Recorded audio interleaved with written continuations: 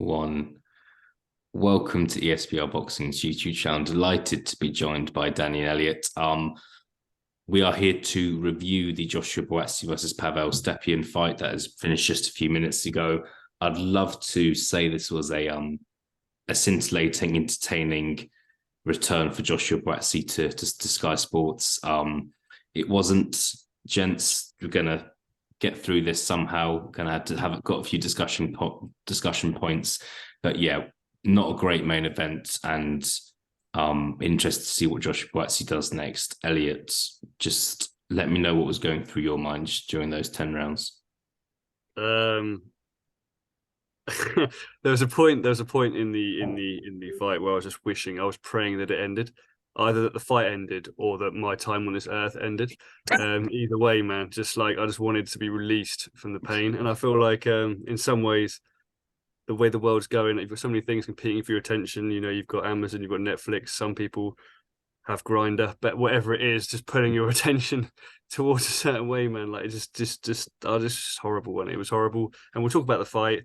Look, there's there might be mitigating reasons around time out of the ring, etc., and like I'm not even prepared to accept that they're the excuse for banking rounds, but you can agree with it to a certain degree. But you could tell by the crowd, and we had someone obviously in the crowd who was saying to me that he was down on the ringside. You could hear conversations that were going like tears beyond you. It was dead silent. No one. It seemed like it was a collective will for it to end. Get your ticket validated. Get on your bus. Get on your train and get home. Frankly, forget you were there. Yeah, I don't think I've ever seen such a negative reaction to a fight recently, if I'm honest. A good example recently is, of course, Lawrence Okolie versus David Light. Danny, I know you were there that night. That looks bad on TV. You heard bad things on social media, but I personally think this is a step up in terms of how negative people are being. I think it was a really bad advert for boxing to the casual fan. Casual fans will tune into Sky on a Saturday night. Joshua Buatsi is a name. He was in the Olympics. He was on Matchroom as headline shows before. People know who he is, and I just think a lot of casual fans will come away from that not wanting to watch boxing for a long time. Danny, your thoughts on the fight? Mate, see, your point on the casual fans was literally what I was just thinking. They'll have watched that Lawrence Okolie fight like what, month and a half ago, month ago. Oh fuck, that was awful. Leave that boxing for a while. They'll come back maybe the night like, right, give it another go here, and then they get served up that, and then you wonder why like arenas aren't selling out. Big fights aren't happening, and the sport's fucking, don't want to say dying, but certainly feels like in a bit of a lull, and that's why. And I almost feel for Ben Shalom at this stage because like I seen him at like the 6th round and he was just sat like this. He's like, it's happening again. Like not just the money he's invested, but the whole sort of soap opera that's gone on with both Okolie and Buatsi, and they drop performances like that. And whilst again they both won comfortably, but what does that do for their profile, and what sort of hope is he thinking now on the return of investment? I think he actually did. I'm sort of torn. A part of me thinks he did want to get rounds, which I don't even give credit for, because at that stage I'm sort of questioning the training team.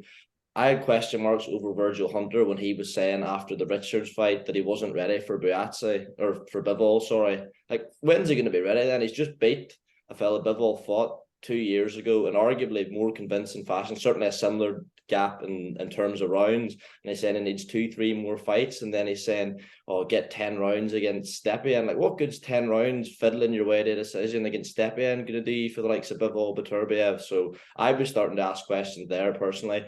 The way, if he's saying, oh, you need to get rounds against this fella and you're not ready for Bivol, surely that's doing Buatsi's psyche no good. And like, you want your trainer to be like filling you with confidence. And obviously I'm not in the position to judge Buatsi. If that was me, that would be causing doubt. And I think there's loads of directions to look with this. It was really, really, really drab. As Elliot says, like, the atmosphere was awful. Like, it's hard to compare because, as you say, I was at the Coley Light. The atmosphere there was pretty bad, and a lot of people were leaving, and it seemed to be a very similar case again, and just a bad night for everyone involved.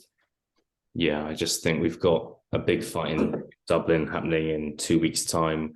Got three world title fights all over the UK in 3 weeks' time, and I know I don't want to go over the top, but I'm now concerned about the coverage that those shows are going to get. So I just think if I was a casual boxing fan, I don't think I'd be watching boxing for quite a long time after that, especially if you've got yourself excited, you've kind of got a takeaway in for the night, and then you're kind of presented with that. It would be quite disappointing. Going to touch on the fight. One thing I wanted to touch on, as always, just I did want to discuss scorecards because there was one I found fairly shocking, to be honest. Michael Alexander, 10 rounds to 0 in favour of Buatsi. Howard Foster, 8 rounds to 2 in favour of Buatsi, which I thought was generous to Stepien.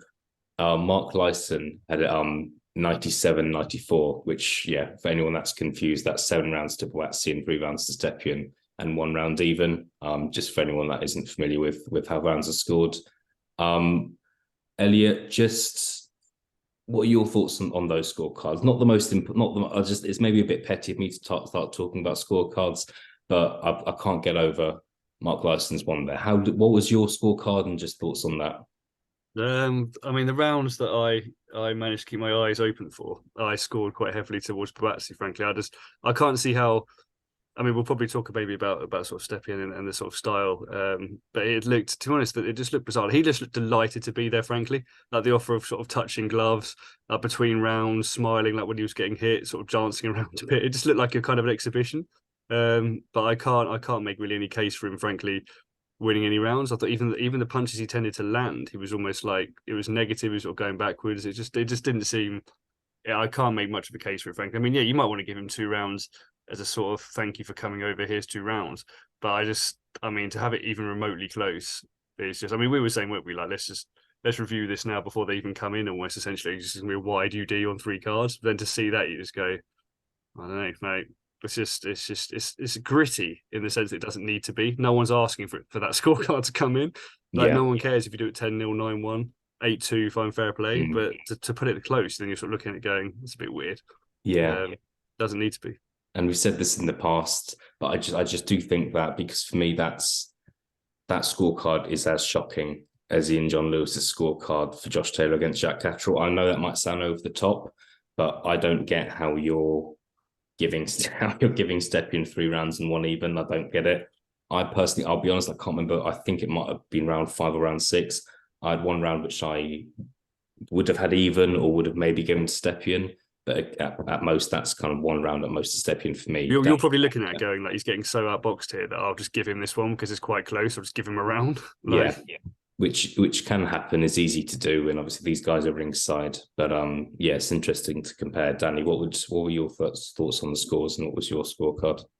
Agree with everything you say. I think if I was really looking, I could give Stepien 1, to give him 2 rounds, generous to the extreme, and 3 and a share of 1, like, just utterly insane, to be honest. Like, I don't, like, we've sat here and we've criticised Buatsi's performance, and rightly so, because you expect a lot more, but he's not lost 3 rounds and even won the Stepien there. Like, I don't know. Like, Stepien he fought like a decent journeyman, I would say. He was quite solid defensively, he tucked up really well and didn't present himself like for opening, but like there was nothing in any of his punches. I haven't seen the stats, but he can't have landed much. Like, did he outland Buatsi in any of those rounds? Didn't feel like it to me. I would be very, very surprised. And I know there's other metrics to go off, and there's like 4 or 5 of them. I'm not sure he's winning in many of them either. So, like, that scorecard, the Macaulay McGowan 97-93 against Tyler Dennett, another absolutely mental scorecard. And I agree with you, Story.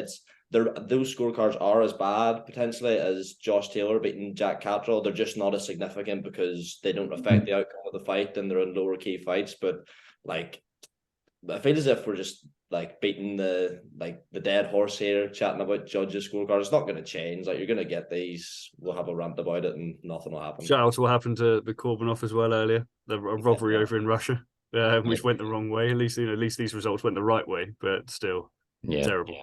We'll save that for the Kurbanov review, but whenever we film that.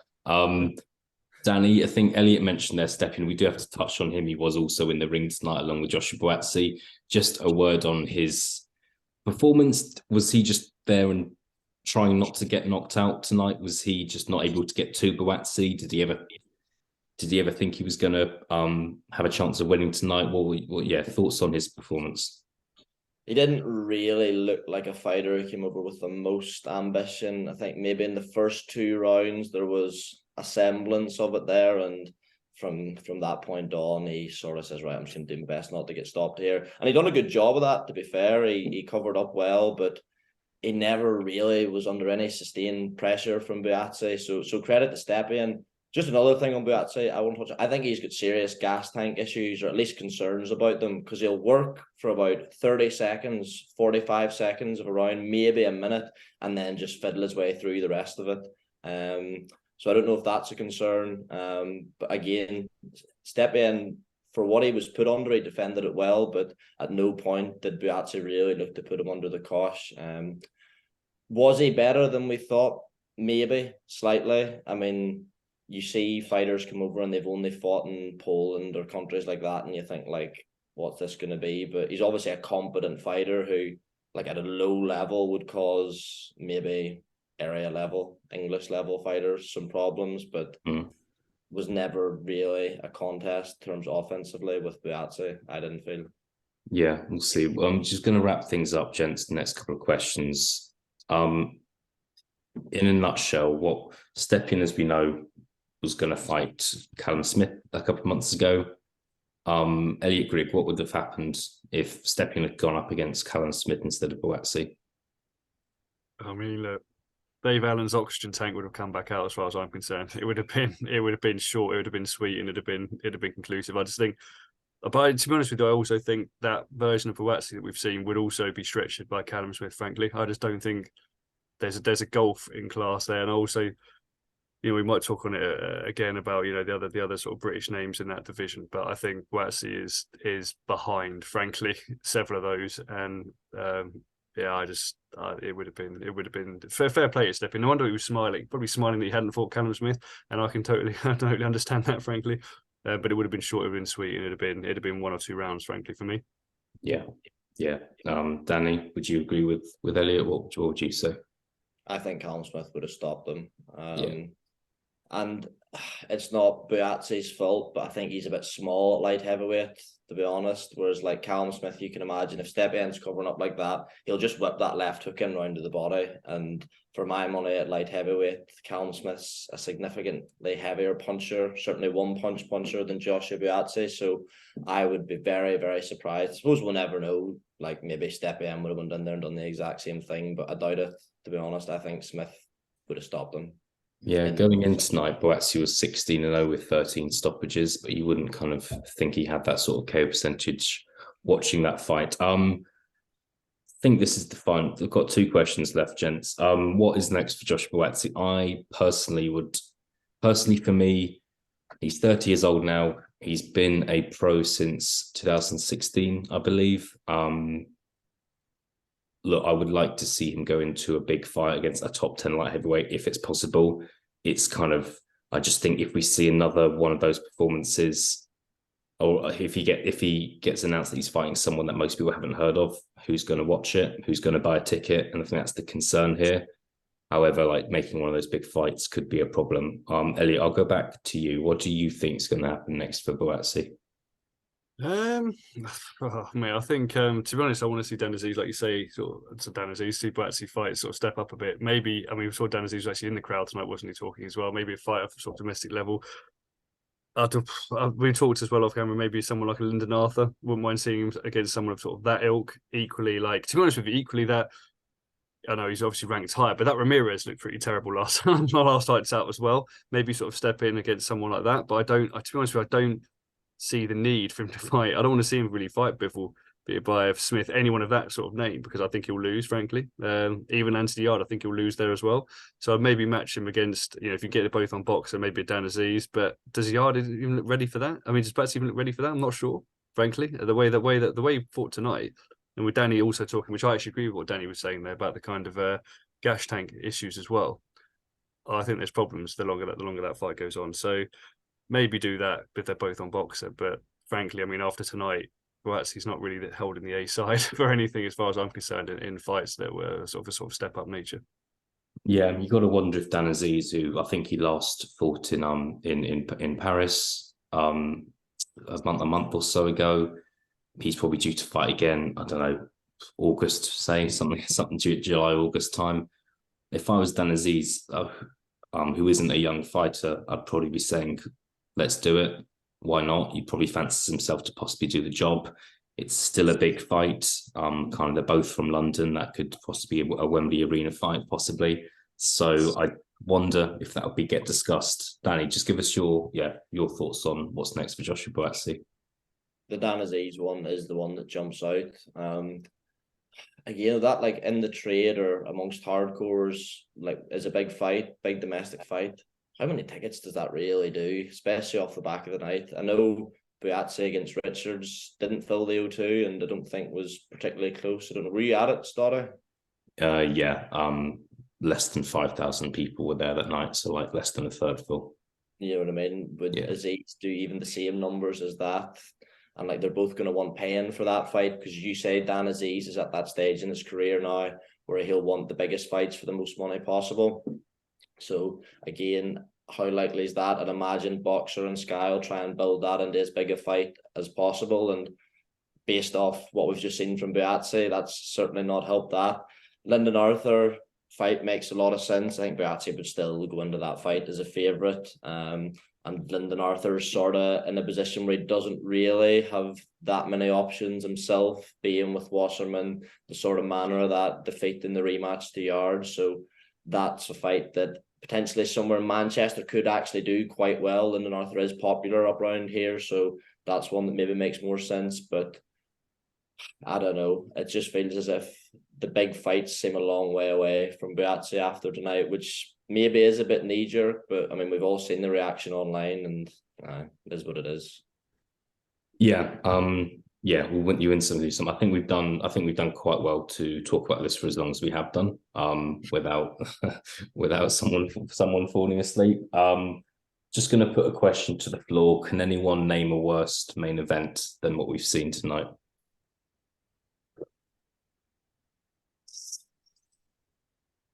I'm struggling to be honest. I think that says it all. I think what's happened. I can't even think. It's like I don't know, man. My mind's blank. No, it is genuinely a toss-up.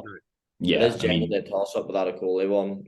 Yeah, I think between the three of us, I'm not saying we're the most hardcore boxing fans in the world, but between the three of us, we've watched a fair amount of boxing, and the fact that none of us can think of a fight that was just in terms of pure entertainment value. In terms of if you work for Sky Sports Boxing or boxing, you've got to come up with a highlights package for that. That's a tough job. Heavy on the ring walks. Okay, and we're going to end things there. Thank you very much for joining us tonight. We hope you found this review more entertaining than the fights itself. I think that's quite possible. And we will speak to you all again soon. Danny, Elliot, thank you very much for joining me. Cheers, Thank you very much, guys. Thank you guys for watching.